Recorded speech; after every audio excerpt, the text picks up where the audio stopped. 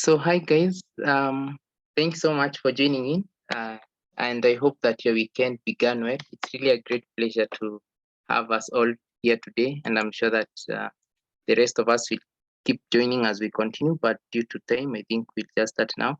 And today we are really privileged because we really have a very special person with us today, and she has been at the background of SES Africa since its conception. She has been, I would say, our lead advisor, our sounding board, and a key mentor. So she has really done a lot, even in terms of this program and other programs that we've had before. And she's really passionate about supporting young people. She has a lot of experience in, in the healthcare world, and also in things such as project management, monitoring and evaluation, research. And we've had with her several sessions before.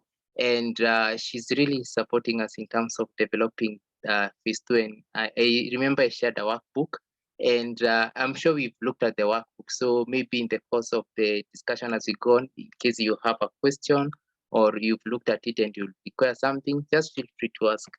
And so let me now introduce you officially, Rabia. So thanks so much, everyone, for joining. And today we have with us Rabia Khan. She's joining in from Australia. It's evening on her end. It's 7 p.m. That's why we needed to have the session this time today. And she's an epidemiologist and public health specialist, and she has over 20 years of experience in the health sector and spanning roles in Australia, New Zealand, and Europe. She has extensive experience in improving health outcomes and reducing health inequalities through the better use of data and evidence. And her work has led to improvements in Australia, New Zealand, England, and over 36 OECD countries. And this includes a decrease in antibiotic prescribing. She has really done a lot of work on AMR, expanding coverage of contraception services, and improvement in health services in stroke, cardiac, diabetes, and mental health care.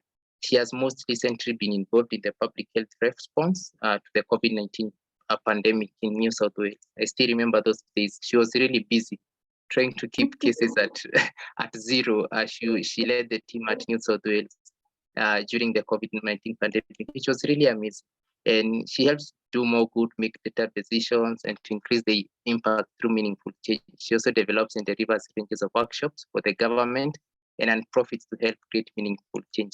And I just want to offer us a pointer. She'll be one of our panelists in the final expert panel. We'll be presenting our project. So please have your ears very keen. And she's really done a lot. She has gone to and advised startups, and she has really done a lot of work there. So I'm sure we'll learn a lot from her. And besides all, I've known Rabia, I think now it's 4 years, and yeah, it's good to have you, Rabia, today once again, and continue enriching us and empowering us. So thanks so much for joining in. Thanks so much, everyone, for joining in. It even being a weekend morning, we really do appreciate, and I'm sure we learn a lot. Just a pointer, I'm sure Rabia has her sessions very interactive, as you'll see. So be prepared to participate in some questions here and brainstorming here and there. Thanks so much, Rabia, and over to you. Thanks, Daniel. Thanks for asking me to, good morning, everybody. And no, thank you for asking me to do the workshop today and then a workshop next Saturday. I'm always excited to work with SAS Africa. You guys are my favorite organization I work with. And I know the title on the thing was Introduction to Project Management, but I think that was a bit too boring kind of thing, especially for Saturday morning for everybody who's joining in. So I kind of tweaked the title just because I think what you guys are doing as part of the AMR Ambassadors Program is just amazing. And what you're doing is making change, you're making a difference, you're creating impact. So what I'm hoping is in these 2 Saturdays, today and next Saturday, I'm going to help you convert the ideas that you've been talking about with your team members and teammates, and how to turn that into action. So, because I know a lot of you have lots of good ideas, and thank you for filling out the survey. It's been really helpful for myself, and I know it's helpful for Daniel in terms of the Ambassadors Program, but it kind of gives me an idea in terms of what you guys are looking for, what you want to learn, and things like that. So what we're going to be covering in the 2 sessions is basically idea to action using project management and other tools. And today's session, we're going to cover 2 main bits. First thing is how to define a problem, and second bit is how will your solution impact the problem. I know a lot of you right now are checking and thinking, oh, I thought I was going to do project management. And what I find is, and we are going to be doing project management, but when you're working in social change, when you want to make impact, when you want to change the world, and I know one of the big change makers we have is Daniel, of course. When you're doing those things, project management is useful, and you can see the 5 steps for project management. But the other useful thing is also design thinking. So what we're going to do in today's session and next week's session is a combination of the 2 tools. So it helps you create change, helps you make that difference, helps you start up your project. And when I mean by project, it can be anything. So it could be a research project, it can be a product, or it could be a community event, it could be an app, it could be pamphlets, it could be a video series, YouTube channel. It doesn't matter what your solution is, what your project is, it applies to everything. So we're kind of doing the basics here about how to turn that idea. And I saw in the survey, a lot of you have some great ideas, but how do you kind of take that idea and make it happen, kind of thing. And I know you guys have to do that for your final pitch to the panel. So this is kind of helping you get ready for the panel, but also how to translate it, how to bring it to life, how to make sure it exists. So in today's session, we'll be covering the first 2 stages of project management, initiation and planning.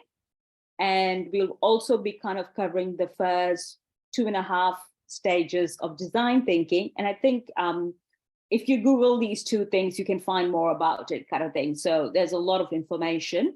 What I'm going to do is apply it to AMR projects, applying it to social change projects or projects that make a difference. So that's the big difference. So, and we'll be doing the empathize and define for the design thinking and a bit of ideation, if you're familiar with those terms. If you're not familiar with those terms, don't worry. By the end of it, you'll get a better understanding. And if you want, you can always Google it. There's a lot of information on design thinking and project management for businesses and things, not so much for impact projects. So that's what I'll be covering today.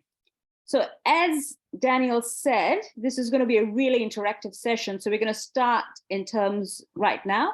So basically, I'll be having these quizzes throughout. So use the chat box function. And I'm curious to know, why do you think a lot of social projects fail? And they've done a lot of studies in terms of what's the main reason behind why social projects fail. And so choose one of the answers. A, it doesn't solve the right problem. B, it doesn't describe the impact of the solution. C, the projects fail due to poor planning. D, all of the above, A, B, and C, or E, none of the above. And if it's none of the above, put in the chat box why you think social projects fail. So start typing in the chat box.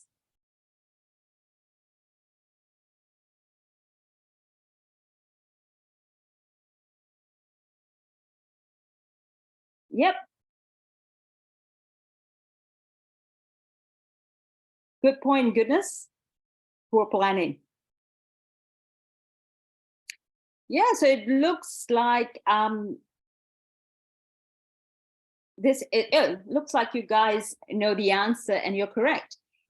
So the 3 main reasons most projects fail. A lot of people think it's lack of money, lack of funds, but actually what they find is even when you have an unlimited budget, social projects can still fail because they don't solve the right problem. They don't describe the impact of the solution or poor planning. So all 3 are pretty much equal. Well, actually, I think the first one, doesn't solve the right problem, is the biggest reason why social projects fail. But D is the correct answer. It's all of the above. And what I'm hoping is by the end of today's session, so in about just under 2 hours, you guys will leave with the ability that we'll be covering the top 3 things. So covering about how to solve the right problem, how to describe the impact of your solution, and how to plan well for your solution. And I know a lot of people think funds and dollars make a difference. They do make a difference, but that doesn't always guarantee success. I've been involved in many projects which were over 30-40 million US dollars, which still spectacularly failed because they didn't do these 3 things at the top. So for the next 45 minutes, we're going to talk about how do we know we're solving the right problem. So first of all, in terms of what is the problem we're trying to solve and how do we know we're solving the right problem? And one of my favorite quotes is by Albert Einstein, and his quote is, "If I had only 1 hour to save the world, I would spend 55 minutes defining the problem and only 5 minutes finding the solution." And that is so true, because a lot of times you will find is people they start off with their solution and they don't really think about the problem they're trying to solve. So for instance, people would have apps, but they design an app, it's very cool, it's very impressive, it's got all the bells and whistles, but they never thought about the problem. So for instance, I met someone recently, and he has designed an app to help homeless people find a place to stay overnight.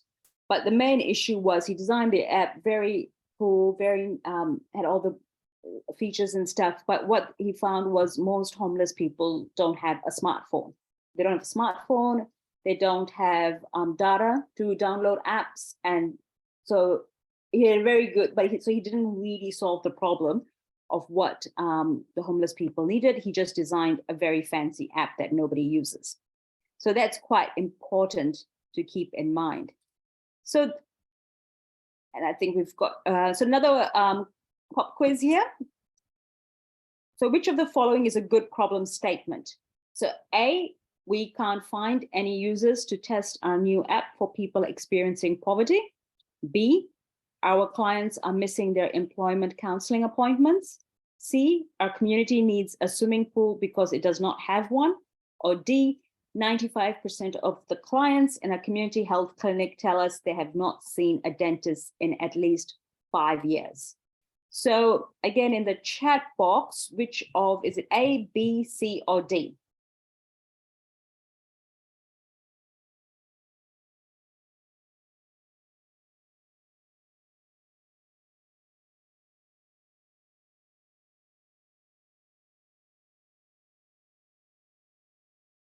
Cool. It is D. Does someone want to tell me, come off mute and tell me why they think it's D?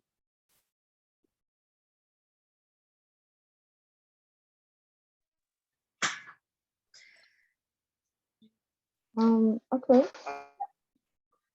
Good morning. Go ahead. Yep. My name is Dami. So good to have you here. So why I think it's D is most of the A, B, C are not really a problem, and they can't be solved. Like, okay, we can't find any user to test our new app for people experiencing poverty. Like you said in your previous explanation, people experiencing poverty might not even have a phone, not to talk of testing an app, right? And in C, our community needs a swimming pool because it doesn't have one. I'm very sure there are more things the community will need than a swimming pool. And I'm not sure it's a really necessary need like that. So that's why I feel 95% of the clients in our community health tells us they're not in a dentist. This is a real problem because even in a community, most times the dentist is not found in the healthcare community, and the healthcare community is always lacking 1 or 2 healthcare professionals. Thank you. Perfect answer. Jennifer, go ahead. Thank you. Good morning. Good morning. I think it's D because it shows the magnitude of, okay, it shows how many people are affected first of all, and then it also has a an aspect of research, because it says that 95% of the clients in our community health clinic tell us. So they really went on to see what the people were facing. So I think it's D because it shows the magnitude of, okay, like how many people are affected and what the people's opinion is. Yeah, so I think it's D. Yeah, thank you, Jennifer. No, correct. I think I've got lots of people raising their hands. Keep them up because we're going to do another one right after this one. No, I think both Jennifer and Daniela were correct. Like it shows a true need, because a lot of times people, like the swimming pool one, they're all four of them are real examples. So all the examples I use are real examples that I have been involved in. So it's not, I don't make them up. People do come up with those kind of problems. But I think it is like, is it a real need? Is it what the community needs? And the second thing, as Jennifer said, it is the scale, the magnitude. It's by saying it's very specific. So we're gonna have another problem statement here. So the people who've got their hands up, you get a chance to say why do you think this one. So again, we've got 4 statements. A, again, which one is a good problem statement? A, 1 in 3 parents living in food insecure households in Jakarta say their children do not have enough food to eat at least once a month because they cannot afford to buy enough food. B, develop technology that provides flexibility of online learning and community engagement. C, we need resources to provide food for local children on weekends. D, community members are complaining about rude staff at the hospital. So again, which one do you think is a good problem statement? A, B, C, or D?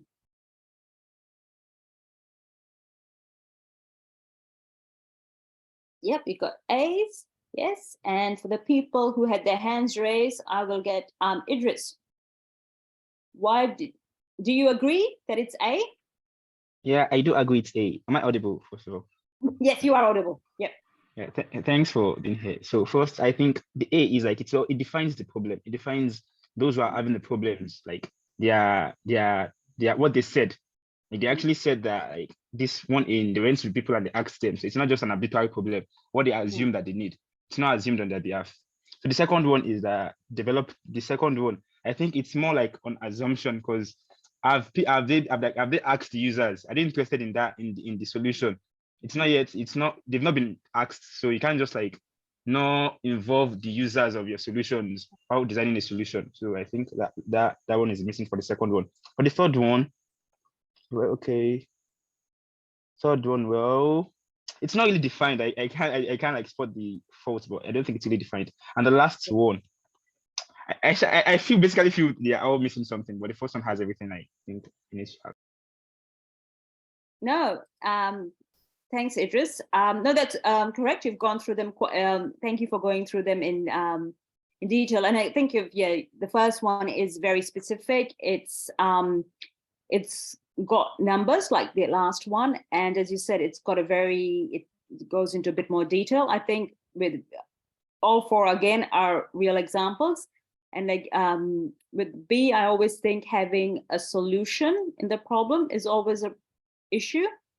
And C and D, again, they're very vague. Agathon, do you want to add anything to what Idris said about the answer? Yeah, good morning. Good morning. So for the problem statement, I think for the A has qualified more because it has many criteria on the SMART characteristics. So for the good problem statement, it should be SMART, meaning it must be specific, measurable, action-oriented, relevant, and time-bound. I think for the A has qualified more because it's more detailed, depending on the SMART characteristic of the research problem. Thank you.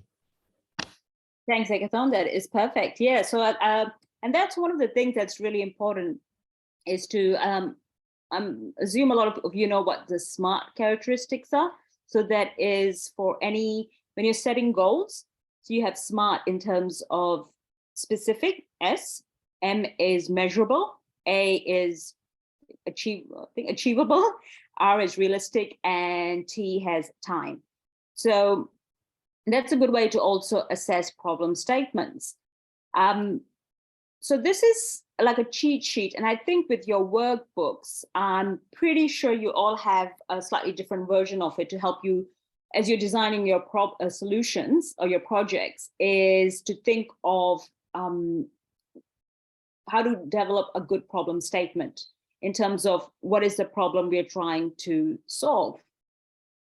And one of the things I always think is in the problem you're trying to solve, you shouldn't really have a solution in your problem statement. So in the sense with the one that said develop technology for learning, it's got the solution in it, or our community needs a swimming pool. As Jennifer pointed out, that isn't do we know whether they need, like that's a solution, needs a swimming pool. We don't really know what they need. They might need other things and stuff like that. Just because they don't have one doesn't mean they need one. So I think one of the things when you're coming up with your problem statement is define, if you've got, like, if there's a solution, I always say to people, you need to fall in love with your problem, fall in love with the issue you're trying to solve, the change you want to make, the impact you want to create, rather than the solution. Because a lot of times people, they love their solution so much. They've decided they want to create an app and they're just going to go ahead and create an app.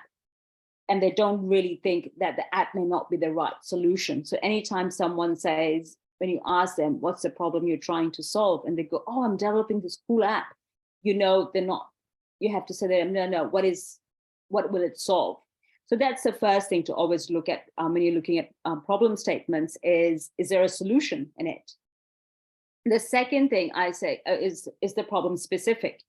So I think we've had a few people, Agathon and Daniela mentioned that, and Jennifer, as well as Idris, all of you guys have mentioned that the reason those answers were A and D was because the problem has to be specific. And that's quite key, that you need to kind of really narrow it down.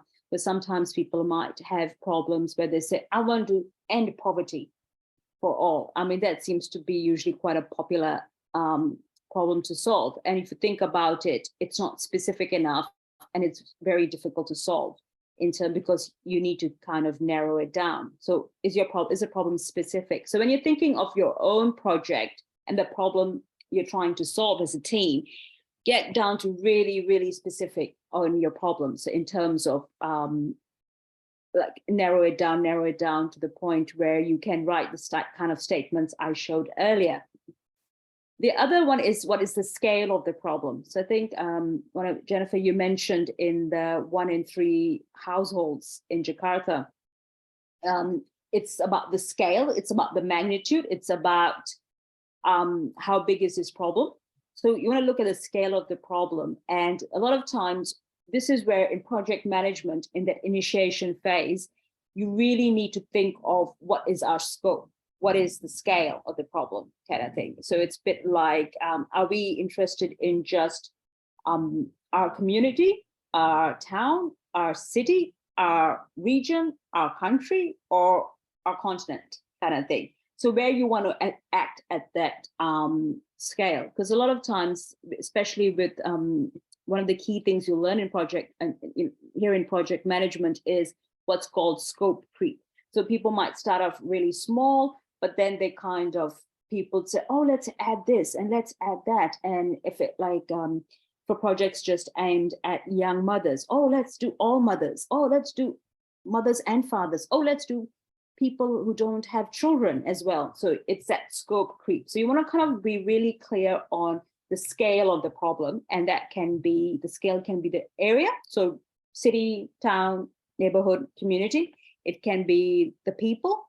Is it everybody? Is it a particular group? And within a group, is it demographics? Is it occupation?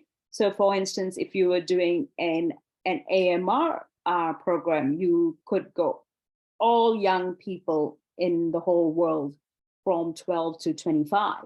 And that's a harder project to manage. So you want to kind of narrow it down to something that is a bit more feasible or realistic, like in SMART. one of the other things is also to start thinking, once you've identified your problem, is why does this problem exist? So really thinking through, why do we have this problem? Why haven't we solved it? Because a lot of times this will help you come up with the solutions. And in a little bit, I'll talk about some tools that help you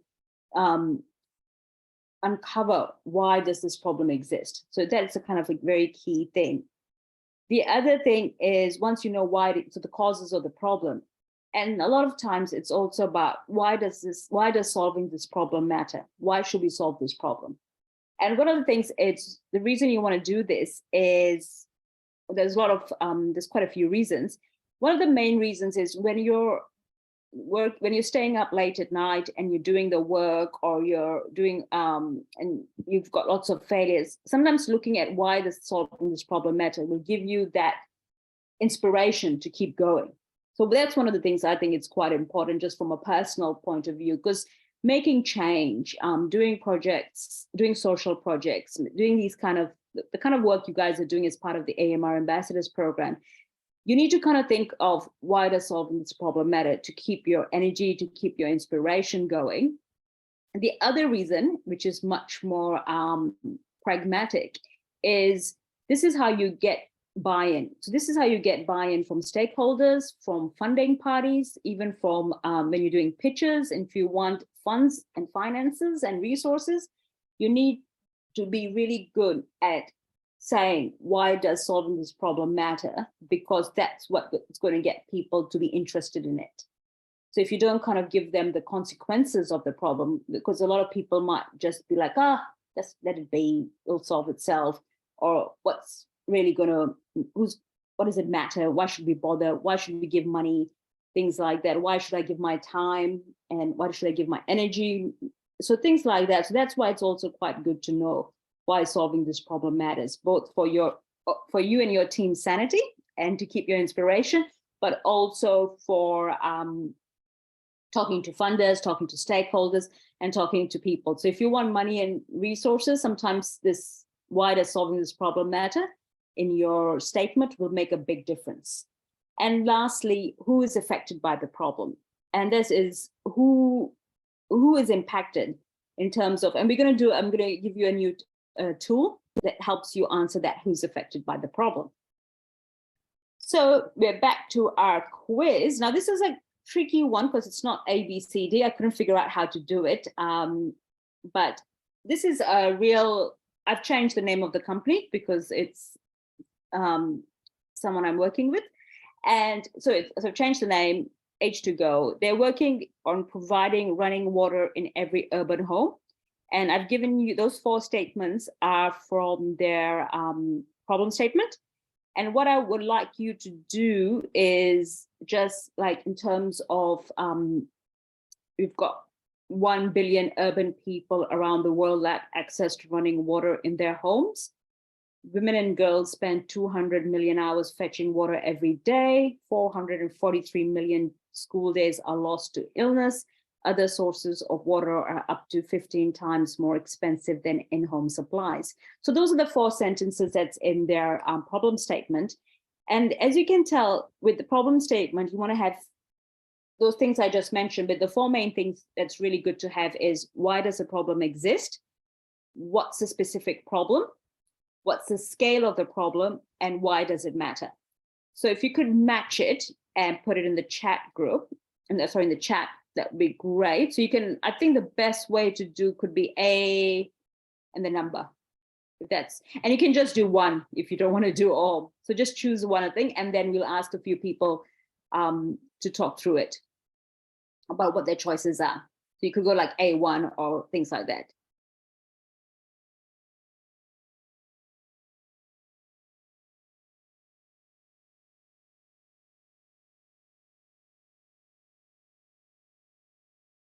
And I know it's a bit tricky, and just if someone wants to raise their hand in terms of going through it, that'd be great.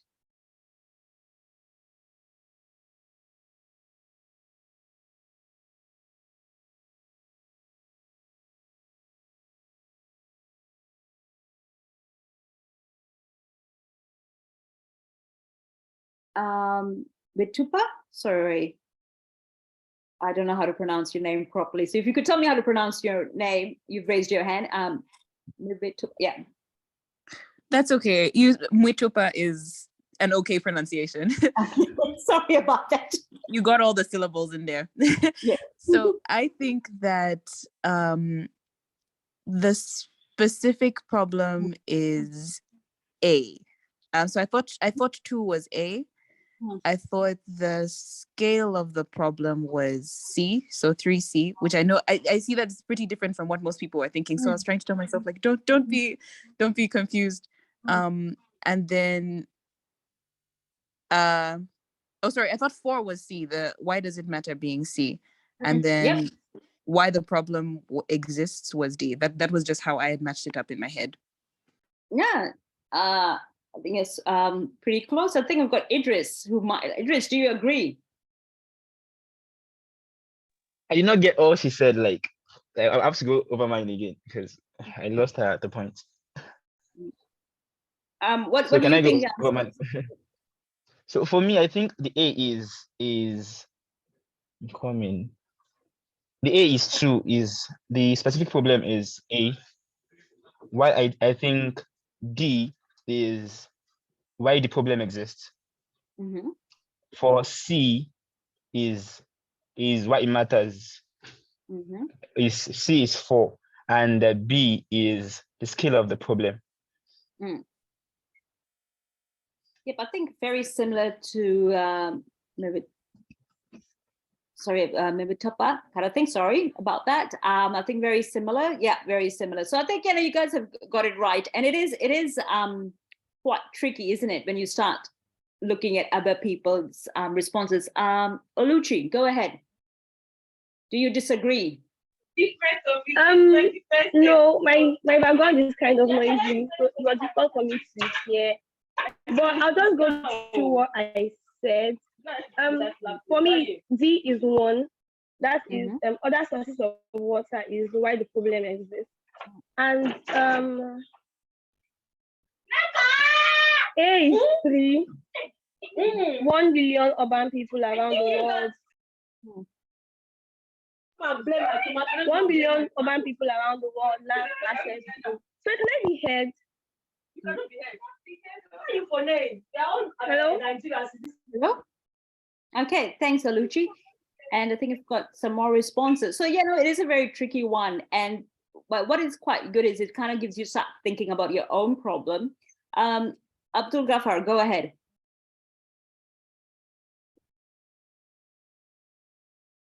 Okay, thank you very much.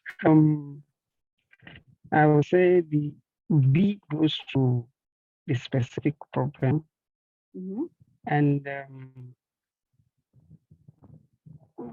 D is why the problem exists. Why does it matter? 4 goes to C. And B goes to the last scale of the problem. Okay, no, thank you. I think we've got, okay, so with Demula and Zachariah, I will get to you in the next question because we do have another one coming up. So I'll tell you what, so this one is quite tricky as, and I think we've got a few people saying that. And the reason is, so it's sometimes hard to know what is what. And usually it just gives you an idea of what to think about. So in the sense why the problem exists, and for them it was other sources of water were 15 times more expensive than in-home supply. So that's why there was the problem. The specific problem they were really looking at were that women and girls spend 200 million hours fetching water every day. So that was that. They really became quite specific in terms of targeting women and girls in terms of them having to leave home to fetch water. The scale of the problem was that 1 billion urban people lack access to running water in their homes. So that just kind of gives you the magnitude on how big this problem is. And why does it matter was other school days that are lost to illness. So I think all of you were pretty much on the right track. But again, there's no right or wrong answer. It's more about helping you guys to come up with your problem statement.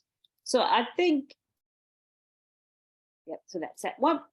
So one of the other things, so that was a real example kind of thing. And when we started off, I think they didn't have a problem statement. They started off with, they've created a new way that people can have in-home water supply, and they talk a lot about that instead of the problem they were trying to solve. So this is a good way to kind of think through what was it they really wanted to solve, and that made it much easier for them to get funding from project proposals and things like that, because when they talked about women and girls fetching water, as well as the school days being lost to illness, it kind of, as I said, it helps funders think what they're funding. So, and also when people are giving resources or grant money, they want to know what's the impact, and that's why the problem, why does it matter, is such an important thing. And being their girls not going to school because of illness, because fetching water was quite a powerful way to get across their message. So that's when their problem statements are quite helpful in terms of getting funds, but also in terms of developing your projects kind of thing, because it made them realize what they needed to work on in terms of their solution. So one of the other things is you can come up with a problem statement, but how do you know it's real? Like, how do we know that this is a problem with these causes?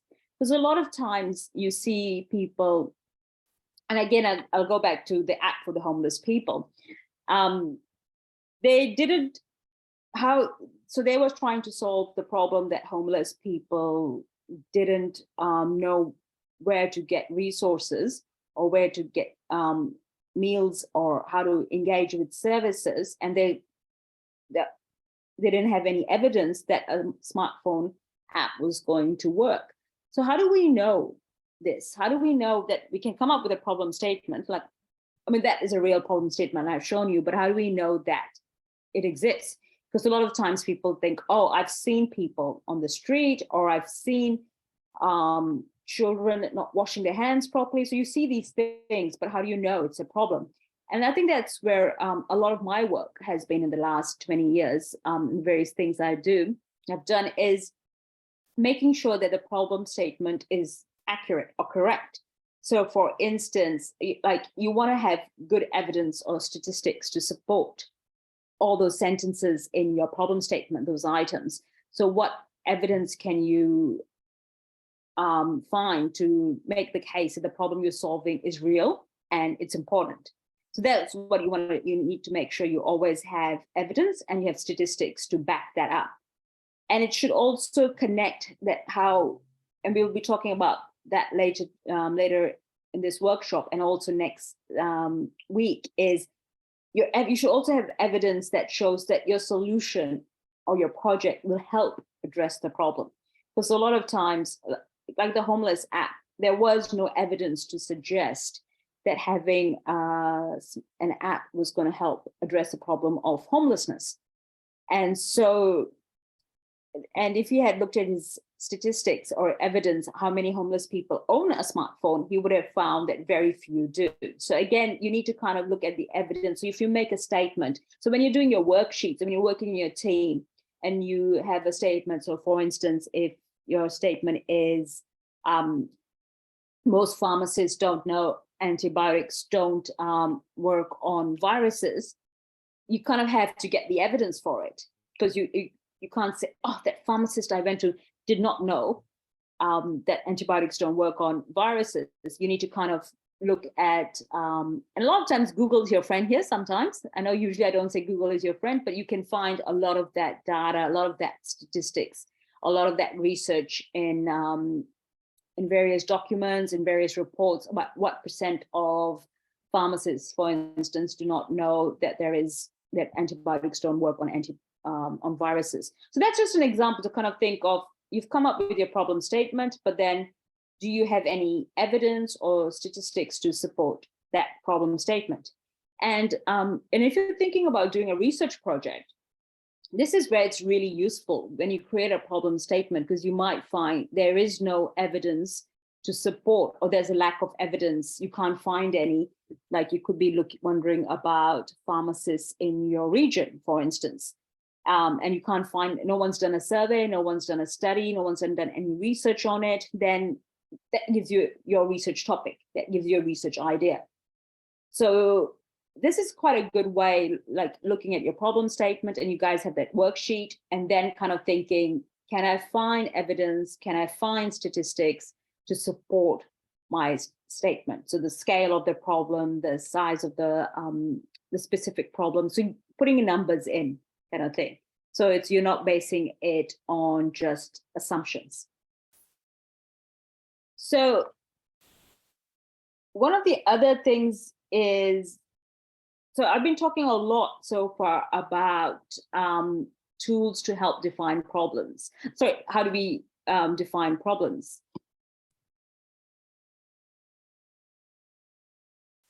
Thanks, Nick. That figures speak louder than words. No, definitely. I think a lot of times if you say 500 people haven't got access, or 5 billion, it makes such a big difference. And a lot of times, especially when you're pitching your ideas, it gives people that scale, it gives numbers, and numbers are always a good thing to have. Stories are just as, stories are important as well, but numbers kind of give, is this a big problem or is this a small problem?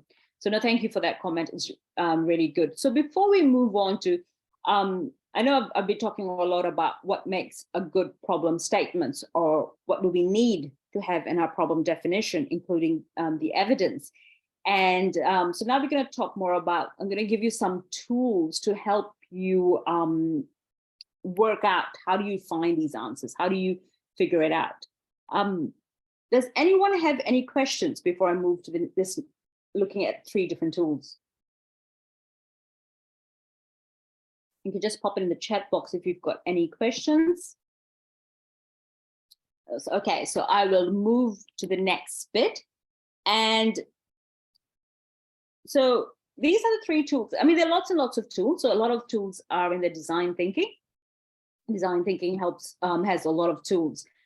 And especially that first bit of empathize. And what these 3 tools I've found really useful in the past and still in the present, in terms, especially when you're doing social change projects. So we've got 3 tools. We've got problem tree analysis, 5 whys, and 6 whos. And the problem tree analysis, the reason I find that useful, because it is a technique that helps you map out the cause and effect around an issue. So, Zachariah, that is a very good question on, does false data from Google affect the problem statement and in turn the solution? It does. And I think that's why it's really important to always look at the sources of your evidence and your statistics and who it is. So like in a sense, if it's like WHO or React Africa or your university, then you're more likely that it's not false. But no, it's quite, and I think that's one of the key things is when you're looking at your evidence and your statistics, always check who the source is. That's a really key thing to do. But no, that's a really good question. Thank you for that. It's a really good question to think of and to consider. So with problem tree analysis, so you know how I was asking, why does this problem exist? And what are the and why does solving it matter? So problem tree analysis is a good way to figure this out. So this is a bit difficult to read. So I'm just going to kind of very briefly go through the tools. And with problem tree analysis, you put your main issue is your trunk, and your roots are your causes, and your branches are your consequences. So then, so say for instance, we've got antimicrobial resistance as our core issue, which is our trunk. So we kind of think of all the causes that lead to antimicrobial resistance. So it could be inappropriate prescribing, farmers using antibiotics in their feed. What if people want to put in the chat box, what other causes? Jennifer, excellent point on online Google Scholar and PubMed. I would always say if you're looking for evidence and statistics, Jennifer, that is an excellent point. First place to go, Google Scholar and PubMed, because they're free to everybody, and you can usually find most statistics, kind of thing. So what do you think are the causes of antimicrobial resistance? So if you're doing a problem tree, we've got AMR in the middle. So that's our trunk. And if you were thinking of the causes of antimicrobial resistance, so I've said hand washing, inappropriate prescribing, yep, lack of diagnosis before prescription, Demilola, yep, perfect. That's one cause. I said farmers. So what's the concept? And so we know the it leads to AMR. Any other causes for AMR?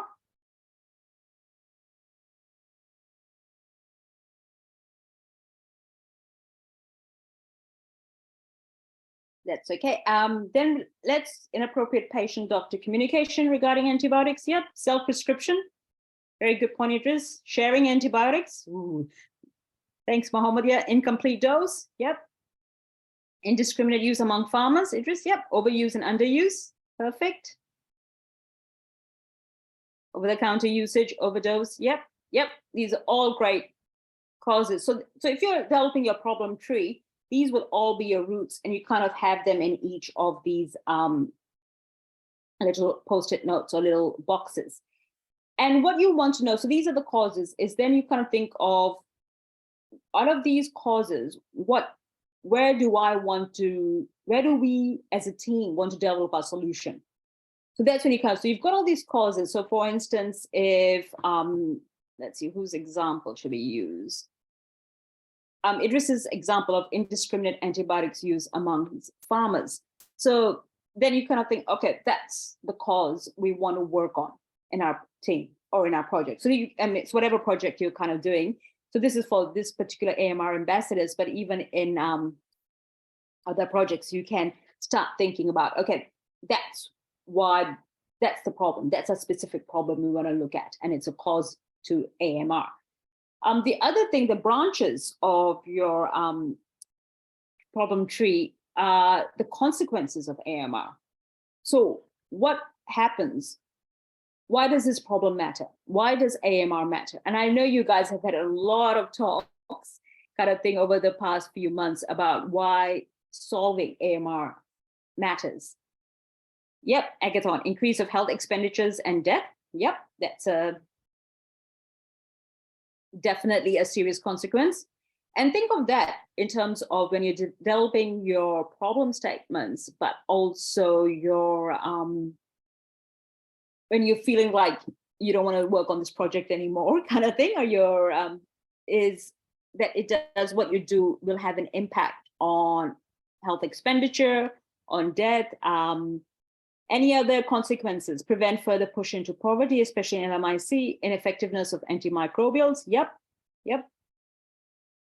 Prolonged stay in the hospital. Yep. So these are all your consequences. So like, for instance, we had ineffectiveness of antimicrobials as one of the consequences by Demilola. And if you think about it, maybe your project or your research is you're interested in that because you think that's a consequence, and it's a consequence you want to focus your solution on your project is if they're ineffective, what can we do? What do we need a plan B? Do we need to develop new kinds of drugs, or do we need? And I think there's been a lot of, and I know there are people doing that kind of research in different kinds of antibacterials. So then so that could be where you're focusing your solution on. So that's another thing to think of. So I would suggest as you're doing your worksheets, but also as a team, to look at your, try to, if you haven't got a problem yet, or reduction in global wealth, yep, increase of infectious disease, increased morbidity. I think, George, increased morbidity, that's such a key thing, because you might think that instead of working on a cause, we will work on the consequence of increased morbidity kind of thing, rather than reducing antibiotic use or things like that. So kind of figure out where your problem sits, where your solution will sit. Are you solving the problem that causes an AMR, or are you trying to address the consequence of AMR? So this is so I find that it's a really useful way to structure your problem, but also figure out your solution, because then you kind of think, no, I want to address antibiotic use among farmers. We think it's a problem. So then you can kind of do more research in terms of the scale and things like that. So that's problem tree analysis. The next one is 5 whys. This is really popular. Zachariah, yep, increase the childhood mortality by multiple folds. Yes, and I think that could be something as, again, in terms of, do you want your project to focus on childhood mortality kind of thing. So really great answers here. And I hope they give you kind of thinking, where does your solution sit? And if you don't have a solution yet, and you're still thinking of what you want to do, what your project's going to be about, quite a lot of nice examples here from the meeting chat. So you can use some of them to think of, that's the one I want to solve, or that's the one I want to address. I mean, those are quite big issues. You won't be able to solve them overnight, but we need all of us to kind of work together, and we need to kind of pick and choose which one we want to do, a cause or a consequence. So that's that very broad why your problem exists and why does it matter.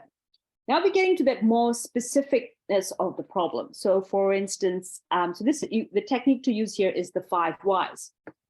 And the reason I've got the kids and embrace your inner child, I don't know anyone who's ever spent time with a 5-year-old or 6-year-old, how many times they keep asking why, kind of thing. And it's a really useful technique when you're trying to get to the specificity of your problem. So you've got your scale from your problem tree analysis, you've got why does it exist, you've got what are the cause, why does it matter, but then you're trying to make it more specific.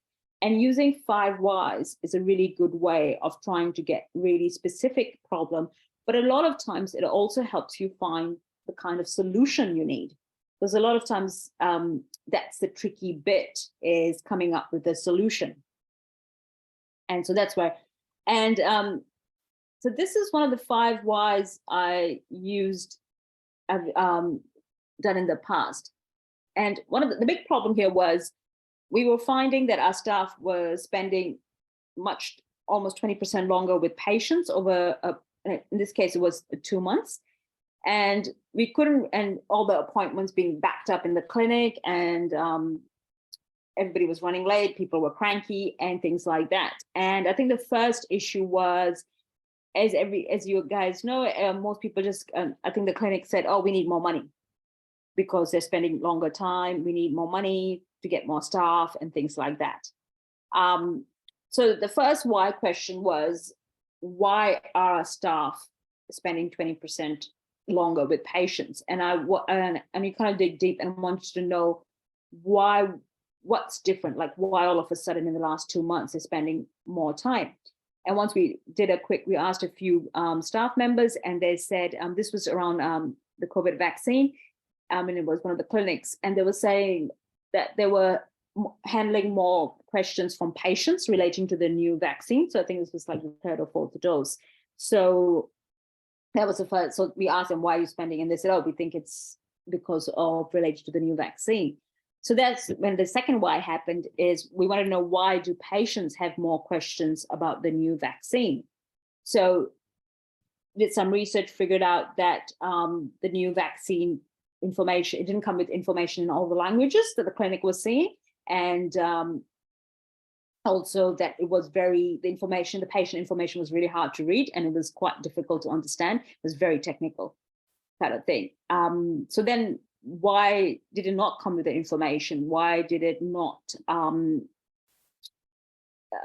have easy to understand and in all the languages? And it turned out, because this is during the pandemic, it all happened really fast, and the vaccine team who were in the delivery team, they did not have a technical writer who could make it in easy to understand language. but also who we didn't have all the interpreters. And it was a really simple thing, because it was like, well, why do we not have an interpreter, and why do we not have a technical writer? And it turned out it was such a simple answer. The technical writer was on 3 months leave, and nobody decided to replace the technical writer, kind of thing. And there was no temporary replacement. So that was one of the main reasons. And this is a big government clinic. And the fifth why was, well, why didn't we get a temporary replacement? And one of the main reasons was that it was only 3 months, so they couldn't be bothered. But the other issue turned out was that it was mainly because nobody else had the skills and knowledge to write information for patients. So this one person's job was to do it. And because they were on leave, it didn't get done. And that had these flow-on effects. So the solution there was not just more money, because they just wanted more money. They didn't even want a replacement for the technical writer, because you'd think that's what they would want the money for. No, they just, they didn't know why they wanted more money. They just wanted more money. But what it turned out was that we just needed to have more than one person that could write information for patients, and also to be able to access interpreters in different languages and things like that. So in that way, the 5 whys really helped us define our solution. So it kind of helped with coming up with a specific problem, that we didn't have enough people who could write information for patients and easy to understand. But that was our problem statement. But it also provided us with a solution on what we should be doing, instead of that first solution. Their solution was give us more money, I think.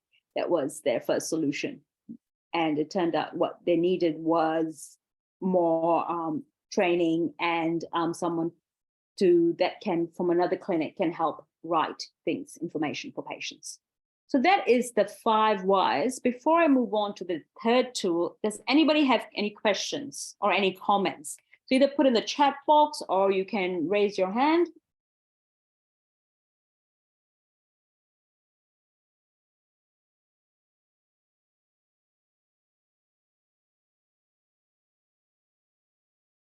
Demilola, go ahead.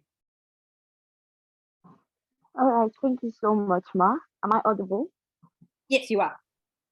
Okay, so what if you get to the 5th why and the problem is still not specific enough?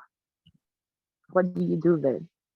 No, good question. With big problems, you keep going, kind of thing. You keep, like, sometimes I've done almost 9 whys, and sometimes you find the problem in 3 whys. So you kind of keep going till it's specific, or till you can kind of come up with an easy solution. But sometimes the solution, I know we were once doing on education programs in lower middle income countries. And I think the 5th why was something that was because the world is, I think someone came up with the world is unfair and due to colonization. And our project was only 100,000. And we're like, I don't think we can solve post-colonization with $100,000 project. So we kind of moved back up a bit again. So we decided the 3rd why was much more useful. But no, you can go up to, so it's basically till you get to a point where you think you can have a reasonable solution, because you could keep going, kind of thing. So no, that's a good question. And Idris, I think you had your hand raised. Yeah, Idris, go ahead.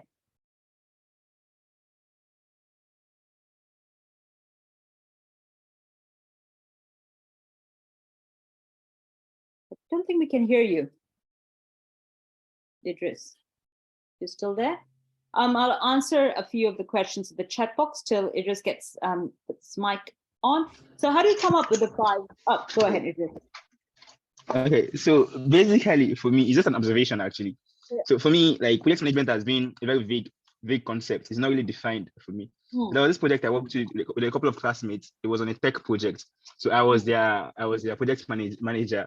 So it felt like the planning and all that, it felt really vague. It was not defined. But now, like after this, like during the session, it made it like more realistic, more like hard end compared to how vague it used to like seem to me.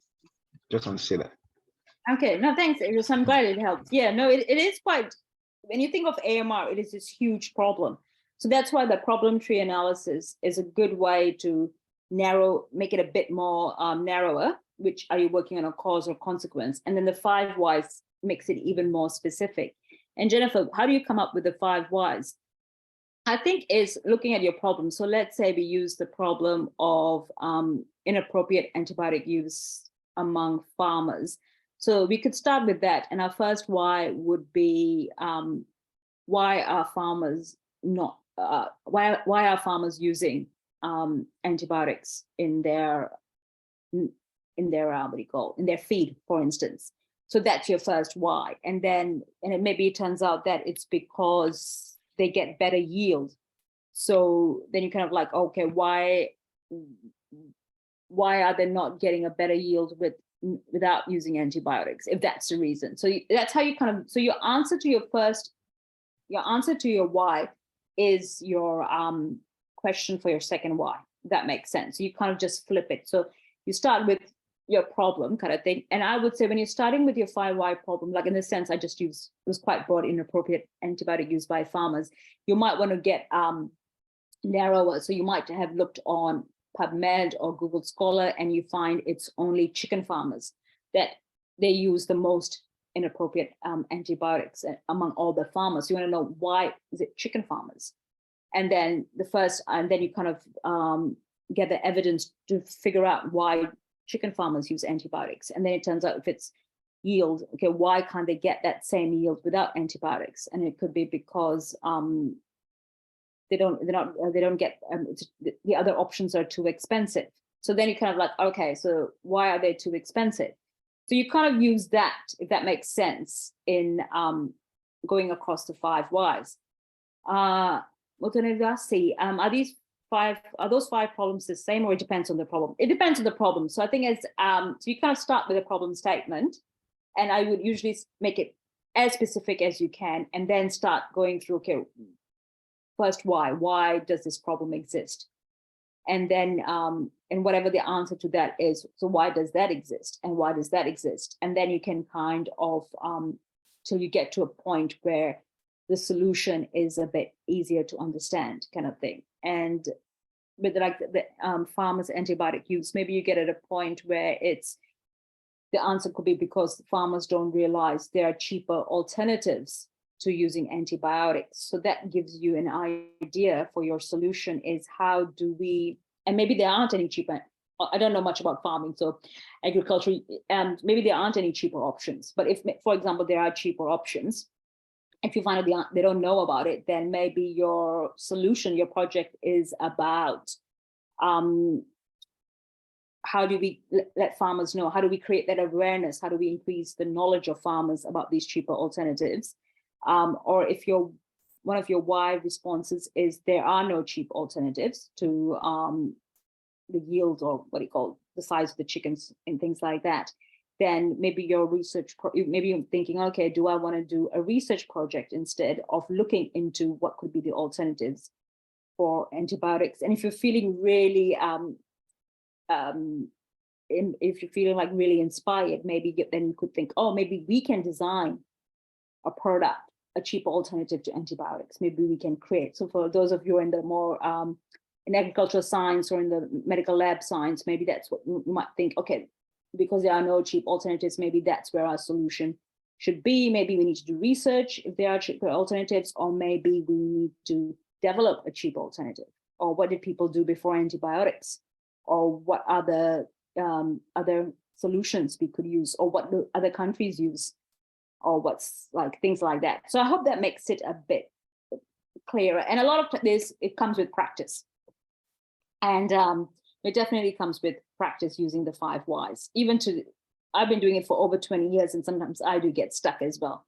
But it's a tool to help you kind of think about how to make your problem more specific. And it usually helps in coming up with a solution. Not always, but usually. So moving to the third tool, and this is about, it's called the 6 who's tool.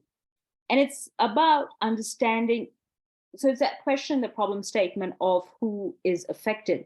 but it's also quite broad because it helps you. And this is one of the things that's really important when you're doing that initiation and planning phase of project management, is understanding all the people that are involved.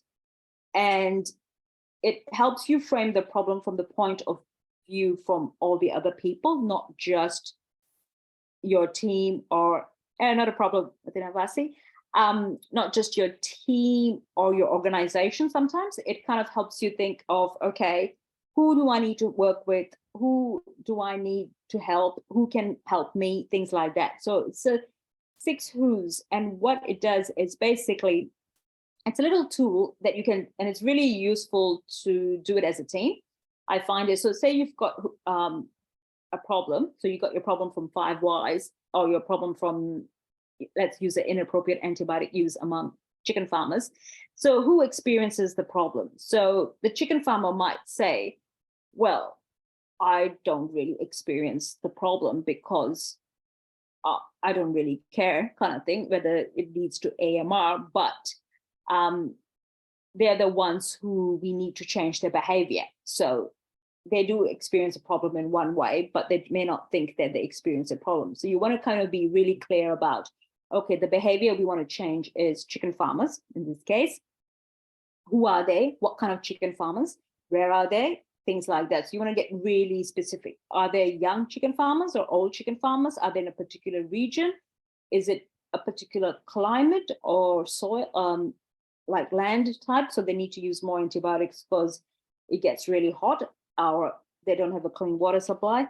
So that's who experiences the problems. You really want to get into quite a lot of detail in this.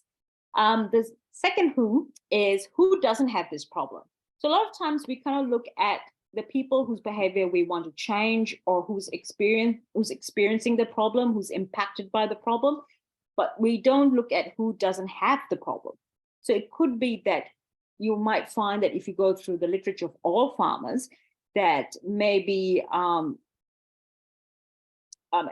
farmers who grow vegetables don't have the problem, or specific kind of vegetables, or pig farmers don't have the problem of inappropriate antibiotic use. So you want to understand who doesn't have this problem and why. And it could be because they're using a different kind of feed, whichever it is. I should have chosen a better example than, since I don't know much about livestock. But it kind of makes you think, who doesn't have this problem? You could apply it to, say, if you were looking at pharmacists who are dispensing antibiotics, in terms of which pharmacists don't dispense antibiotics. And it could be the ones that who don't run their own business, who are more, so it's a way to think of who has the problem or who's impacted, whose behavior you want to change, but who doesn't have the problem, or whose behavior that you don't need to change because they're doing exactly what you expect them to do. The next one would be who has been left out so far. So it could be that, for instance, you've noticed that a lot of programs for healthcare professionals, a lot of antibiotic programs are aimed at just healthcare professionals. So your pharmacists, your doctors, your nurses, and you might find that the people who've been left out could be people, midwives, or people not in the health sector. So kind of thinking about who's been left out, who hasn't been involved in this in this issue or problem, and why have they not been involved? So those three really help you in terms, those three questions, first three, in terms of, it gives you ideas of a solution. So you might want to see, why don't some people have this problem? And that might provide you the solution for who has the problem. And also who has been left out so far. You might find that a lot of people are already working on that first who, but experience a problem, but who's been left out, as I said, could be midwives or people, non-healthcare workers. Then it kind of gives you an idea of, that's your specific problem to solve. It's this particular group that's been left out. The other three questions are more about stakeholders. So any good project plan should have who your stakeholders are. And by this, and sometimes it's really hard when people think about, oh, I don't know, who's my stakeholder? And one of the things is, who else is working on solving this problem? So if, for instance, like you're interested in AMR, and so you might want to do a quick Google search in your area, in your country, in your region, who is working on AMR. And if you're looking at AMR issues with healthcare professionals or in livestock farmers, again, who else is working on this problem, what kind of work they're doing, what kind of projects they're doing. The other one I find is, and this is the last two questions, who benefits when the problem exists?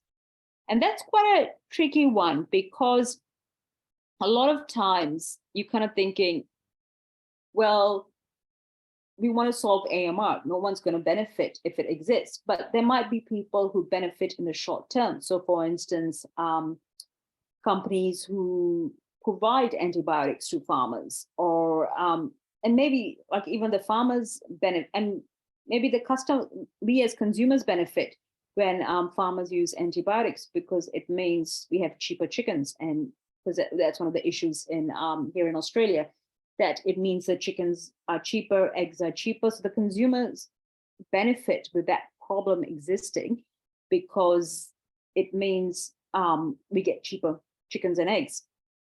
The other thing to kind of think about on who benefits, sometimes NGOs might benefit.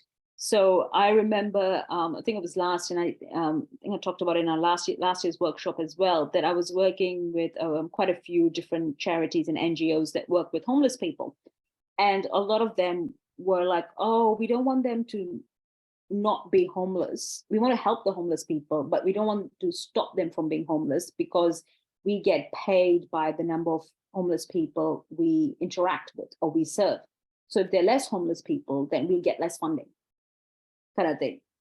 So that's sometimes to think about who benefits when the problem exists. So for them, it was, they wanted to help homeless people, but not solve homelessness, if that makes sense, kind of thing.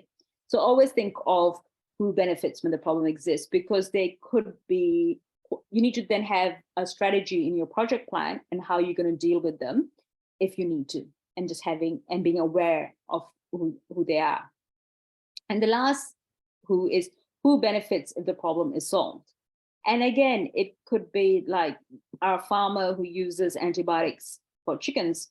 He may not benefit from not using antibiotics, but who benefits are, and we've looked at the consequences of AMR. It could be all of us benefit when the problem is solved. Like if they don't use antibiotics in livestock, we reduce AMR. The people who benefit are especially children and people with chronic diseases. So that's like going quite broad, but sometimes it could be quite narrow in terms of who benefits if the problem is solved. It could be, say we've got a community project, or so it could be the community itself and who in the community benefits if the problem is solved.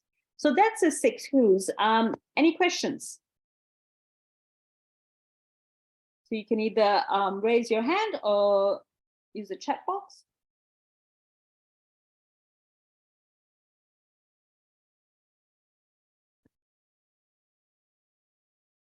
Demilola, go ahead. All right, thank you so much, Ma. Amazing section. My question is there a specific way of using this framework? So can I start from who, then to the tree analysis, or I have to start from the analysis to the whys, then to the who's, or can I use 3 of them interchangeably? Yeah, I think I've sometimes only used one of them, depending on the problem I've been working on. And sometimes I've used all 3 of them. So you can use them interchangeably. It depends on what you're trying to do. So if you know the specific problem you want to work on, kind of thing, so then you don't have to do a problem tree analysis, because you already decided it's a particular cause, that's what you're going to work on. If you know the problem in general, so say the farmers one, but you don't really know, and you know why they're not, why they're using, so you don't have to use the 5 whys, you can go straight into the 6 whos. If you know, like with healthcare workers, like there's so much literature out there, you can go straight into the 6 whos. So I think if you have completely no idea, then I would go problem tree analysis, 5 whys, and then 6 whos. But if you do have a good idea, you could start, and you can kind of go back and forth as well, because you might find when you're doing the 6 whos, you kind of like, I might do a 5 whys on the people who don't have the problem. Goodness, go ahead. All right, thank you very much. Am I audible enough? Yes, you are. Okay, so in trying to understand the very last set of who's, who benefits when the problem exists and who benefits if the problem is solved, are we trying to create a balance between the two, or it doesn't necessarily matter that much who benefits when the problem exists, and our core aim is just to is just who benefits if the problem is solved? So I'm trying to understand that balance. The balance, yeah, no, good question. I think what it is it doesn't have to be equal, because sometimes you might find that you don't know who it is, but it's mostly to get an understanding of all your stakeholders. So it usually doesn't help. It may not help in your solution, designing a solution. It helps you more in your project plan in terms of managing your stakeholders. So you want to keep the people happy, especially when you're working with large organizations. You might want to keep them happy in terms of the people who benefits, kind of thing, either problem exists, problem solved. Also kind of gives you sometimes, goodness, it's about understanding, and also just seeing, and sometimes who benefits from your problem exists could be quite big companies, kind of thing. So then you know, okay, they may not fund your proposal, kind of thing. And maybe who benefits if the problem is solved, it could be also a big company. They might fund your proposal. So it's quite a good way to find people who you can pitch your ideas, pitch your projects to, but also just understanding that kind of, and sometimes you might find that you don't really know who it is.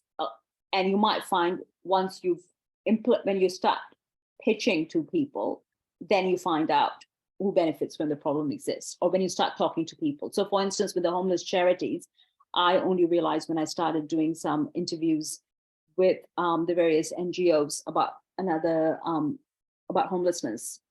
That's when I found out that they didn't want it solved. So, but it only happened much later. When we were first starting with the solution, with the problem statement and the solution, we didn't realize that.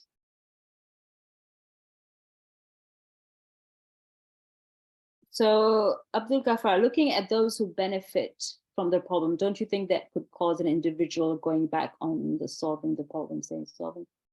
I'm not sure what your question is, or maybe you don't have a question.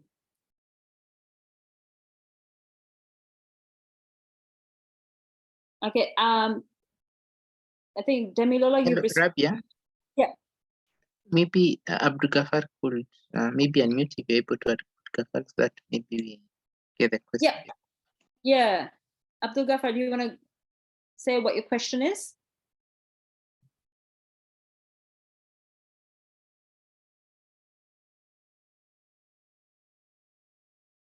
Okay, maybe it's not in a position to talk. Maybe let me interpret it how I've understood it, Rabia, to see whether we can address it.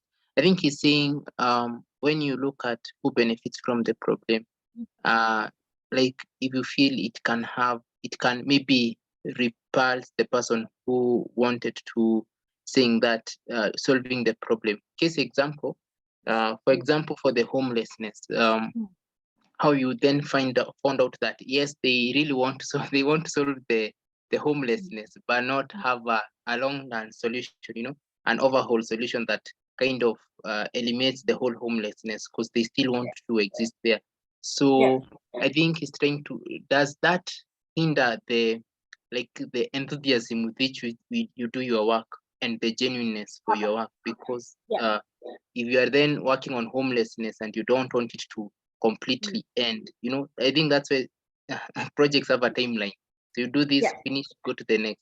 But then if you just want to kind of get funds and stagnate around there, and that will make you do things in a very mediocre way, or a very kind of a slow way, so that yes, you are doing something, but you are really not solving the issue to the end. I think that's how I understood. No, and I think it was more a comment. Yeah, no, I think it's a good comment, because I think that's the thing. You're correct in terms of it does impact your project, but it also impacts if if they've got funding, say, for instance, to end homelessness, then they might do a mediocre job, and just because they may not have the best interest to solve it, kind of thing. So it does impact if you're benefiting. Daniel, go ahead. Yeah, thank you. I just wanted to add something. I know people don't, people shy away from this because it's kind of, but it's very good we address it, because I feel when you're solving a problem, you should be very genuine and you should be looking at the end solution. And I also feel, as Mwitupa has said, especially when you're coming up with a project and also policies, you know, we say that change is difficult. And every intervention affects people one way or another. Some it affects them. So I think it also prepares you to know who might you face resistance from. You know, who will be up against in arms when you're trying to solve this. And when you have all this in mind, you can then prepare very well. For example, on how to bring them to the table and for them to really see that this is something that you need to solve and how you can address all that. So it also helps you not to be caught by surprise. Yeah, thank you. No, thanks, Daniel. You've answered it perfectly, much better than I could in terms of how this is helpful, because it kind of helps you have that conversation with people. And just to give you an example, when we did talk, the way we went around was we had a communication plan in which we tried to make sure that that it was a long-term thing, so it wasn't going to affect their funding in the short term. So we kind of had to sell them the vision of a long-term benefit rather than saying, oh, we're going to end it by tomorrow, kind of thing. And that's the ways you kind of, by doing this, it really helps you to do, one of the big things in a project plan is your stakeholder management plan, kind of thing, in terms of figuring out how do you get people on board. So for instance, like with the chicken farmers, in the example that I've been using, they benefit by using antibiotics inappropriately. It's cheap, they get bigger chickens, they get more money. So then you kind of have to think is, how do we convince them that it's better for them not to use it? Because they're going to go, I don't care about AMR. I don't even know what AMR is. And why should I care about other people and things like that? So it does give you a way to develop your communication plan. So those was, so just to give everyone a bit of a chance to look at some problem statements. So this is, before we move on to the next bit, I'm conscious of the time. I think I talked too much. So sorry about that. So this is basically kind of, it's a phone line service that provides free confidential crisis support via text message 24/7 to people of all ages and backgrounds, whether they're having suicidal thoughts or they're stressed out about an upcoming exam. Thank you, Demilola. And this is their problem statement. I'm not going to read it out because I need a glass of water, but before, just if anybody wants to raise their hand in terms of what do you think of their problem statement, what information's missing, how can you improve their problem statement, what evidence do you think they need, which of the 3 tools we've talked about would you use to improve their statement? So have a bit of a read of that, and if anyone wants to chat about it.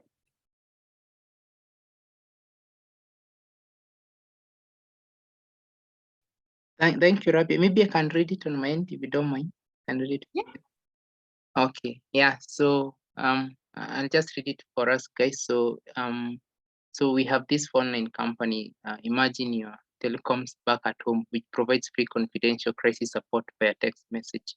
That is 24 hours, 7 days a week, people of all ages and background. And you can also maybe write it somewhere and kind of highlight the keywords, you know, whether they are having suicidal thoughts or they are stressed about an upcoming problem, an upcoming exam. And this is their problem statement. About 1 in 5 people between ages 13 and 18 will experience a severe mental disorder at some point in their lives. Despite this being a large portion of our population, over half people aren't getting the help that they need. Untreated mental illness has serious consequences for our cities. Suicide is the 10th leading cause of death in the US and the 2nd leading cause of death for people aged 10 to 34 years. So what information is missing when you relate what the company does and the problem statement? And how can you improve the problem statement? And what tools and evidence will help you do this? Yeah, so I think, yeah, we can think around it, and then maybe someone can unmute and share in the chat or share in the chat. Thank you. Idris, go ahead. Hi, okay. Am I audible? Yes, you are. Yeah, thank you. So I don't see the cause of the problem here. Like the cause of the suicide rate and mental disorder, this cause was not stated. So it's as if there is not enough research to show what causes the problem. So I think the problem tree analysis could be used here to identify what the cause of the high mental issue amongst young people. No, I think I've answered all. yeah, no, perfect, Idris. Yeah, so I think one of the main things is, yeah, it doesn't have what the cause is. So it's, yeah, so I think, so that's a good one to, yep, cause or problem is missing. Pius, you've also mentioned things. So I think that's quite key, because we wouldn't know how the solution is, whether the solution's working or not, if we don't really know the cause of it, kind of thing. Is there anybody, all of a sudden I can't see people whether they've got their hands up. Oh, sorry about that. Can you see now, Rabia? I think Goodness has his hand up. Okay, Goodness, go ahead. All right, so when I was reading the problem statement, I was trying to link it to how they're focused about helping those having suicidal thoughts or stressed about an upcoming exam. And I think it could have been a bit more specific, especially with how like the specific impacts in maybe school settings, or just something a bit more specific. So it seems a bit generalized in that sense. So yeah, that's just a general comment. No, perfect. Goodness, I think you guys are going to be experts of problem statements by the end of the session. No, that is true. It's very broad, and you know how I was saying about being specific in terms of, because they're just saying it's people of all ages, of all backgrounds, and it's quite a big range if you think about it in terms of being stressed about an upcoming exam, which will be pretty much all of us, to someone having suicidal thoughts, which is a lot, which would be quite a smaller proportion of the population. So that's quite a broad, so it's not very specific. Yeah, and I think the suicide is, yeah, the consequence, how bad the problem is. I think both Pius and where did it go? I can't see. And Jennifer are correct in terms of, that they've got the consequences, but it's not clear enough in terms of that it is it's the second leading cause, age 10 to 34, but then they've got 13 to 18 for severe mental disorders. So for this age group, it's not like they haven't made the consequence and the cause link properly. So I think that's one of the things, is it's a bit all over the place kind of thing. So there are quite a few things they could do to improve the problem statement. So in the interest of time, I just realized we're less than halfway through, and we've only got half an hour left. So I hope in this last hour and a half, which went a bit longer than I hoped, it gives you some tools in terms of figuring out, are you solving the right problem? How to solve the right problem in terms of how do you define? So one of the big things is defining a problem. And I've given you quite a few tools and a few examples. There are quite a few examples in the slides. So happy for Daniel to share the slides with everyone. So you can kind of go back to them and kind of look at them and think, okay, what would I do in that situation? Or how could I improve it? Or where could I improve it? So you can kind of do, if you want to kind of get a bit more practice. But I hope by this stage that it kind of has given you an idea about the importance of defining a good problem to solve it, but how to do it. Now we kind of go into the next bit, which we'll continue next Saturday as well, is the first question is, what is the problem we're trying to solve? The second one is, do we know whether our solution, what will it accomplish? Will it work? So we've been thinking more from a problem point of view. So now we're going to swap to the solution. So this is where you kind of have to start thinking of your plan. So in project management, that first stage we've just done, that's more your initiation phase, or it's your, in the design as well, it's the first phase of empathize and defining your problem. Now we're kind of going into, okay, we think we've got a solution, but we're not sure what it will do, whether it will work, whether it'll help solve the problem. So it could be, your solution could be either, do we do a research project, or do we develop videos, or do we do an app, or do we do analysis, do we create resources? So you're at that stage where you're not sure what your solution is going to look like and how to plan for that solution, how to make it into a reality. So one of the tools, which I think was in the blurb that Daniel sent around, is theory of change. Now, so we've been talking about lots of tools, and this is a really good tool. So if you're working in community development, research area, products and services, it's used a lot, especially in not-for-profit, NGO space, in government organizations, and the private sector's just started to use it as well. So it's quite a common tool that's used. And it sounds really fancy, theory of change. I remember the first time I heard it, I thought it's going to be something really complicated, but it's actually really simple, because it's basically looking at what we do, the action and activities, and what we hope to achieve, the results, and what the connection is, to make sure that it links up. So for instance, my homeless app, I think it's a good example, because what they did was develop an app for homeless people. But what they hoped to achieve, which was to help homeless people, didn't occur.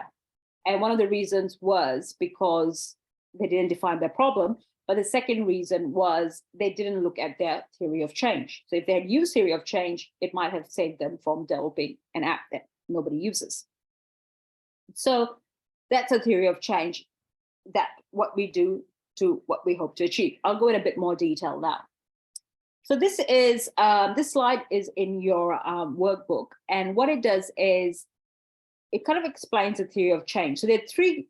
Theory of change can come in many forms. I found this is the most useful for small projects. So this is like, especially at your team level, this is the most useful way to look at it, because theory of change can have 6, 7, 8 little boxes. But in this case, I think these three boxes, if you can answer these 3 key elements, you're off to a really good start of making change. So the first box is activities. So you kind of have done your, you define your problem, you kind of have a few solutions. So for each of your solutions or each of your things, you want to write down, you want to think of what are the activities, what are the actions that we are planning to do to address the problem. So it could be anything. So for instance, it could be research, it could be community project, it could be developing resources. So what are all of those activities? So whichever solution you come up with, kind of brainstorm and think of all the activities you're planning to do. But then what you want to know is, you can start from that end or moving one way. And the next thing is, what will be the result of your activities? So for each of the activity, if everything went right, what would be the result? So for instance, so if you were using, if it was resources for healthcare workers about antibiotic use or inappropriate antibiotic use, your result would be something like it increases their knowledge in terms of when you should prescribe an antibiotic. It might, and if it's more like videos, it could give them the skill to have those difficult conversations with patients. So that's what you're looking at results. Or in terms of farmers, you want them to use less antibiotics or increase their knowledge. And I think this result is something direct. So they do this, you do an activity, people take part, what happens? What changes for them? Kind of thing. Do they change knowledge? Do they have more knowledge? Do they have more skills? Do they have more confidence? Do they change their aspirations? So it could be something, you don't even need to change their knowledge about the antibiotic use. It could just be to highlight the importance of AMR to farmers, and that your direct result will be the direct result of that activity. And it could be like community event, it could be something like it increases their awareness, they're more likely to have that conversation kind of thing. So that's those direct results. And then the last bit is your outcomes, the change. How will doing that contribute towards the change you plan to make? So for instance, if it was, so this could be things like whether they're using less antibiotics or whether they're prescribing more appropriately, or you increase hand washing. I'm going to go through some real life examples, so this is going to start making a bit more sense.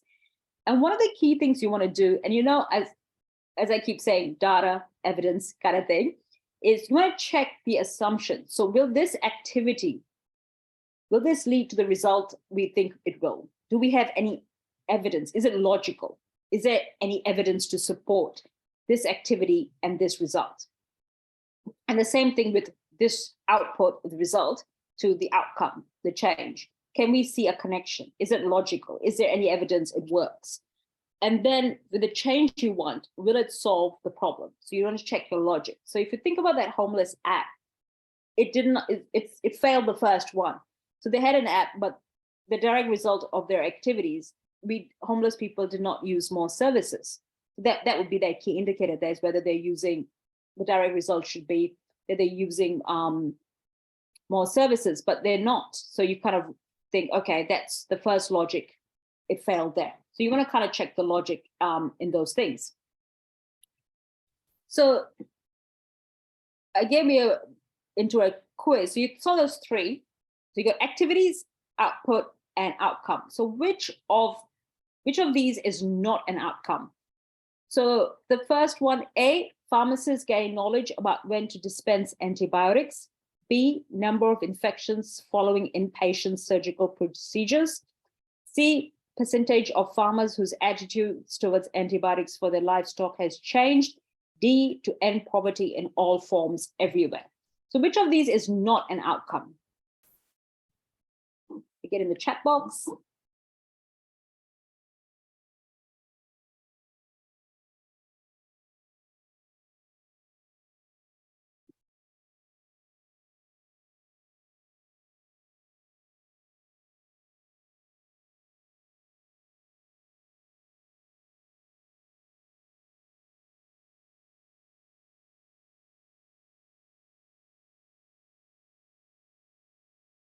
Yep. So it is D. And I know a lot of you are putting B. And the reason B is an outcome is because it is it's a tricky question, because I didn't put that it has declined or it could have increased. So that is an outcome because you do want to see that.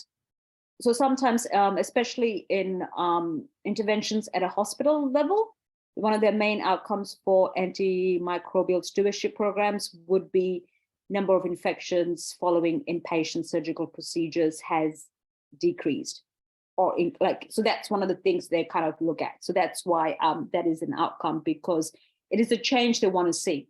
So they might not. So they might have the activity is an antimicrobial stewardship program in hand washing among healthcare staff.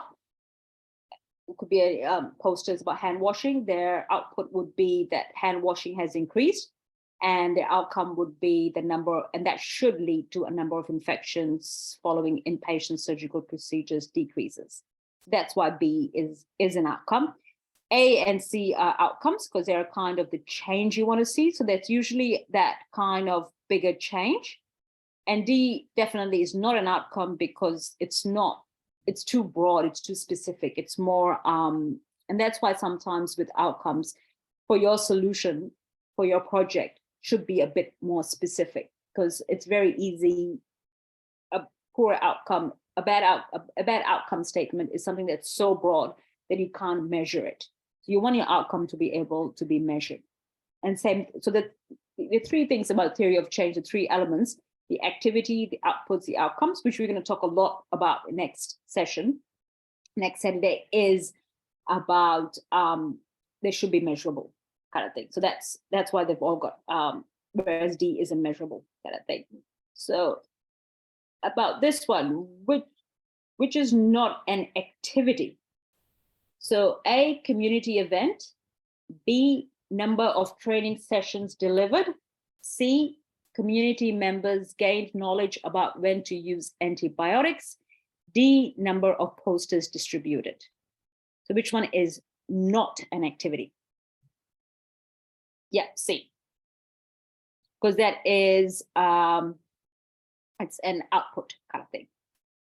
So the other three, A, B, and D, are activities, and they could be the activity, and the output would be, you did a community event, you created posters, distributed them, you ran some training sessions for the community, and the output of that is they gain knowledge about when to use antibiotics. And your outcome, yes, A is very broad. I've kept them really broad. Sorry about that, because usually you want them more specific. Pius, you're correct. You caught me. I was being a bit lazy. I couldn't think of a very specific answer.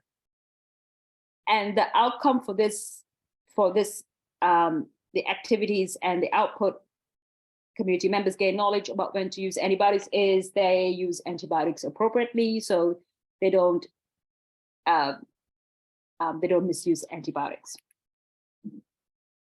So in the interest of time, I will leave these, I'll come back to some of them later. So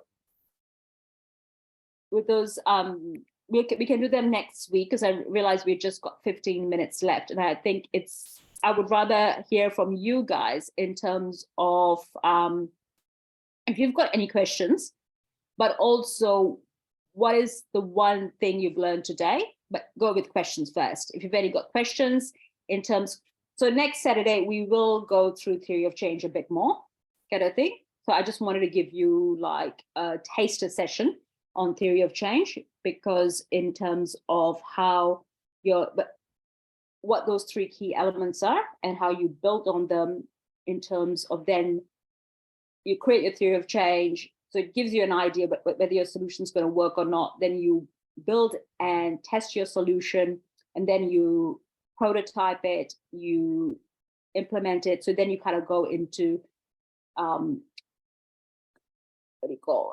having the solution out there, but also evaluating. So we're going to be covering all of that in the next week. But in this week, we did, I just wanted to give you a taste of theory of change. So it starts the ball rolling. So it helps you with your workbook. It helps you fill out those worksheets.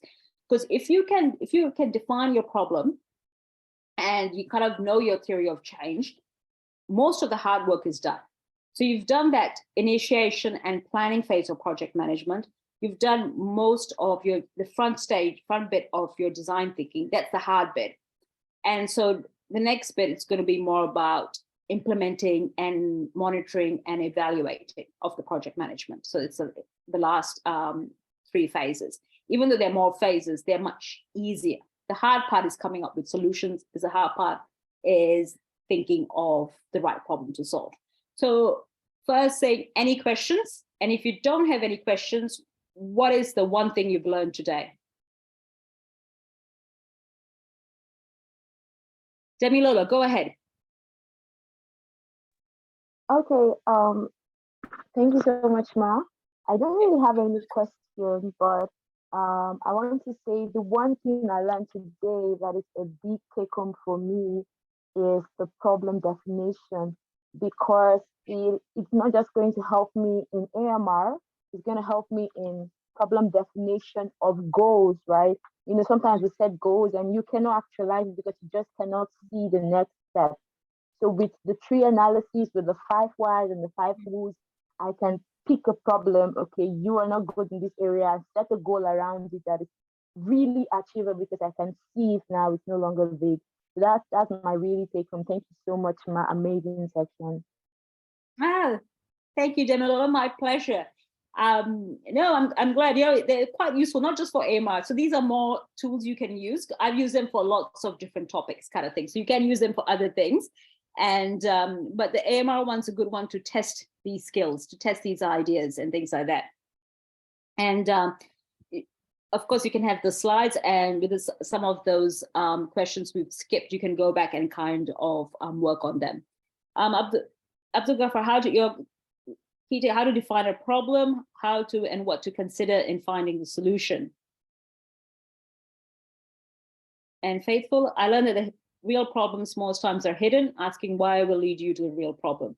That is so true, because a lot of times, I can tell you the number, like most times in the projects I've worked with, people always come to me with the solution, or sometimes because I've done a lot of evaluation, they'll come to me and say, we need you to evaluate this solution, this program or intervention of ours. And my first question is always, oh, what's the problem you were trying to solve? And they go, obesity. And I'm like, oh God, kind of thing, because it's very hard to evaluate whether a very small program is. I said, but for whom? They're like, everyone. Which area? Everywhere. Kind of thing. Which age group? Everywhere. Demilola, go right ahead. My question is a bit personal to you, because when you were doing your intro, they said you were into public health. So my question is, how are you able to merge public health and project management together? Okay, that is a really interesting question. How do I merge them? I think I started public health first. That's and as when I was working, you realize very quickly that you need you might have all the technical knowledge of be it public health, be it medicine, be pharmacy, but you need these kind of project management skills. And I only learned it, I think maybe 2-3 years after I started working. And since then, I found that you kind of had to merge them. And pure project management and pure design thinking doesn't work very well in public health or social issues or MR, because project management is very good for building a bridge, but it's not very good for decreasing antibiotic use if you use a very project management, the 5 steps. Same thing with design thinking is it's very good to create Uber and new apps, but not so great at, again, if you wanted to decrease antibiotic prescribing. So you kind of have to merge those. And that's what I hope I've managed to do that today, is give you that, how to use these tools to help us create change, because a lot of these tools are for businesses and things like that. So that's how, but it was a very, and sometimes when I developed these workshops, the slides, I always think, what did Rabia 20 years ago wish somebody had told her before I had to learn this the hard way. So I've had to learn the hard way, all these lessons. And this is things like what I wish someone told me 20 years ago when I first started working. So hopefully it helps. So that's how a lot of it's just trial and error. Thank you so much, Ma. No worries. Any questions? Anybody wants to? I think we've got quite. Yeah, we have quite some good feedback, Rabi, in the chat. Wow. Yeah, I will start reading the feedback. So I think it's, my computer's doing weird things. I learned real problems most times are hidden. Asking why will lead you to the real problem. Very true. Lucy, what I've learned today, identify the problem, evaluate if it's priority by answering the 5 whys and 6 whos.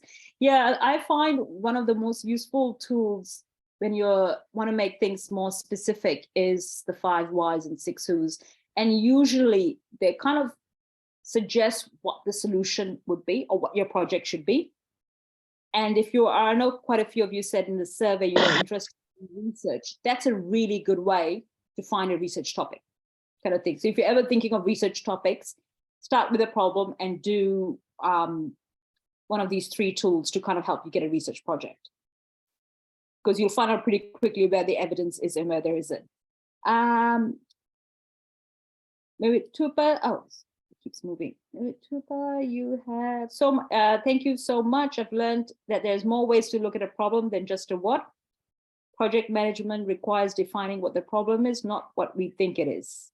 Oh, that is perfect. And that we should be more passionate about solving problems than we are about what our ideas of the solutions are or should be. Now, that is so true. I think a lot of times it's much easier to like our solutions kind of thing, and rather than the problems. And it's like, especially when people are really invested, if they invested a lot of time in the solution, it can be very difficult when to get them to think about the problem kind of thing. The guy who invented the Homeless Act was not very happy when we suggested that it may not have done anything, might not have helped at all. But you don't say it in that way. You kind of say it in a much more polite way. But yeah, I think that's your passion should be about solving the problem, yeah, and not the solution. Pius, what stood out to me is problem identification and definition. One thing I'm fearful in terms of coming up with solutions is coming up with solutions that don't work because the problem wasn't properly identified. It was very practical and it'll be helpful. And I hope Pius, you're right, is a lot of times we jump straight into solving, and that's human nature.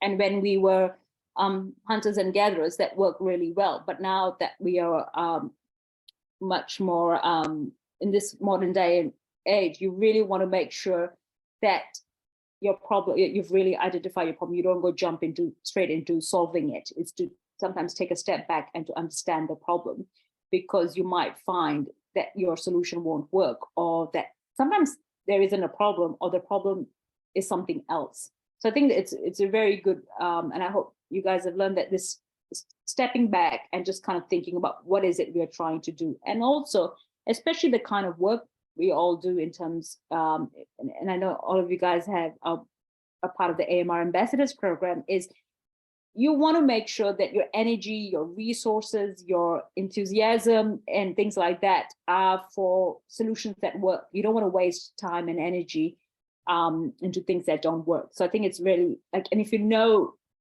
the more time you spend in defining the problem and in this first phase of project management, the more likely your project's going to succeed. Goodness, I think I've learned that coming up with a problem statement, or more specifically, identifying a problem, takes more than just looking at the adverse effects. It needs a deep introspective look using, Rabia, I can help you. Yep. Okay, thanks so much. That you can just take some water. You really engaged us really well for so long. So maybe let me, George also shares a very good comments. I learned how to better define a problem by the use of various tools, and how to analyze it using the problem tree. This will help my team in further developing our projects and also in other projects. And thanks so much. And that's great. As we say, you know, these tools cut across the board, not just here, but these are also use them in other projects that you work with. Zakia, maybe let me also say, Zakia is from Ghana, George from Kenya, Goodness from Zambia, Pius from Zambia too. So Zakia says, learned a lot. I'm so glad you touched on making our problem statement very specific. Over to Goodness again. This is definitely going to help me on my thesis next year for my engineering degree. Thanks so much. Oh, that's great. Goodness, we hope you do something around health. Yeah. Idris from Nigeria, problem identification is basis of solving the problem, and it should be technically taken care of, and lead and learn about how you identify this problem. Thank you so much, Ma. Thanks so much, Idris. Faith from Kenya, I've learned what to consider when finding a solution. Thank you, Faith. Over to Pius again. You really broke this down so easily. One of the courses I took this year was public health, and we tried to cover some of the concepts, but it did not seem very practical and was hard to get around to understand. Yeah, that's one of the talents of Rabia. She's really practical. I usually tell her every time, and she drives the message very well home. I was thinking very soon we should have lecturers in Africa. I'd put her as a honorary lecturer once in a while in our university. So can discuss about that. And over to Abdul Ghaffar. Thank you, a bunch, a well-informed speaker. Yeah, And so thanks so much, Pius. Maybe we can organize how we can have Rabia come over to Copperbelt in, in Zambia for a honorary lecture and teach more students on this, because I believe many more people need to hear about it, and in a very well strategized way as Rabia done it. Very practical and very easy to understand. Thank you so much, Rabia. Yeah, no, thanks, Daniel. No, thank you, everybody. No, I think you guys have all covered it in terms of what we covered today. So I found that was really useful because it reminded me of what I was talking about. But I think the one thing you guys have all learned has been basically what the point of this workshop was, that how to define a problem and how to know whether your solution will impact your problem you've defined. So those are the two things. And in next Saturday session, we're going to do more about how to actually not only plan, but how to implement your solution and how to monitor and evaluate. So the last bits of project management and design thinking. So hopefully by the end of these two workshops and using the workbooks, do not forget the workbooks, is how do you go from an idea to action? So I've given you the steps to start from idea to something a bit more solid kind of thing, a bit more planned out. So yeah, so I think that's, and so the next week. And so if you have any questions, and if you're looking at the workbook or you have questions from today's session, drop me an email. So my contact details are there, or you can connect with me on LinkedIn. I do generally, as Daniel knows, that occasionally I might do posts about 5 whys. If you on LinkedIn, I do have a post on 5 whys and problem tree analysis and things like that. And and it's been such a pleasure interacting with all you guys, and I hope you guys have learned a lot, and you've developed some useful skills. And I think, as Daniel was saying, the practical nature, I think it's mainly because I always think, what would 25-year-old Rabia wish someone had told her beforehand? So I think it's just all learned through trial and error, a lot of errors.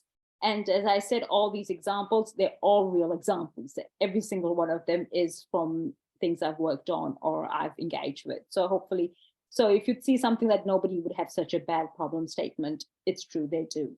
So, and I think, Daniel, you'll be sharing the link to the video? Yes. I think I just saw a message on that. And yeah. Okay. Oh, thank you. Idris, that's a really nice thing. Idris says he'll send the link of the session to his course mate. We did this as a course, but we can't even apply it. I'm sure with the recording, they can learn more than a lot. Thank you, Idris. That is, thank you so much for saying that. It's been a pleasure. So, and I'm glad to hear that everyone's found it useful. So I think I don't have anything else to add, Daniel, unless you have anything to add. Not really. Thanks so much. I know it's still Saturday, guys, so we don't want to keep you waiting. I also know it's now 9 p.m. on your end, Rabia. Just to say thanks so much, guys. Thank you for holding in there. Thank you for making it to the end.